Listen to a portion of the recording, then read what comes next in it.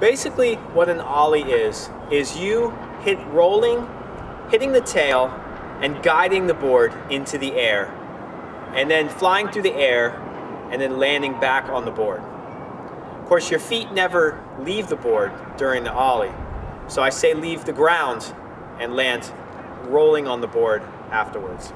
So the basic Ollie depends on you hitting the tail and coordinating the drag of your foot up the board and using the grip tape to kind of slide your foot up, guide the board in an arc, and then land back on it. So the foot placement that you're going to need for a basic Ollie is going to require you to put your foot in the middle of the board and your foot on the tip of the tail.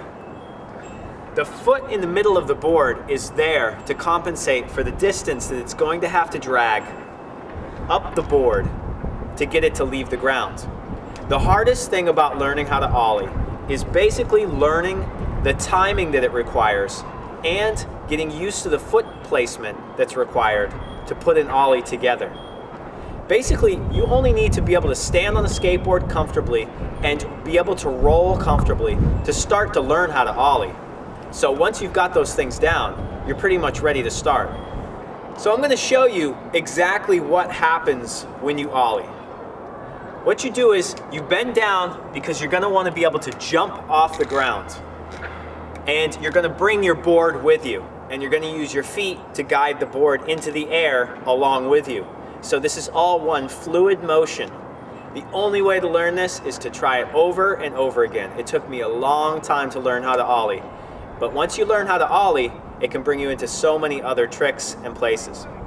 So what you do is, you've got your foot in the middle of the board, your foot on the tail, you get low, and all at once you hit the tail and you drag your foot up the board. What this does is it causes the board to arc and it guides it forward, and then it brings it back down to the ground. So you hit the tail, drag your foot, and you coordinate this whole motion to work together. The more you try it, the better you get. Maybe you'll notice that people's sneakers tend to get a hole on the side of their shoe. This is directly due to the fact that the leather or the rubber on a shoe slides up the board. And that shows you how important the front foot is, because the front foot is in charge of getting the board to arc and guiding it across the air. The back foot is in charge of making sure that you hit the tail and the wood contact together are what gets you the pop to get the board off the ground. So you'll sometimes notice, like I have here, a little Ollie spot right on the side of your shoe.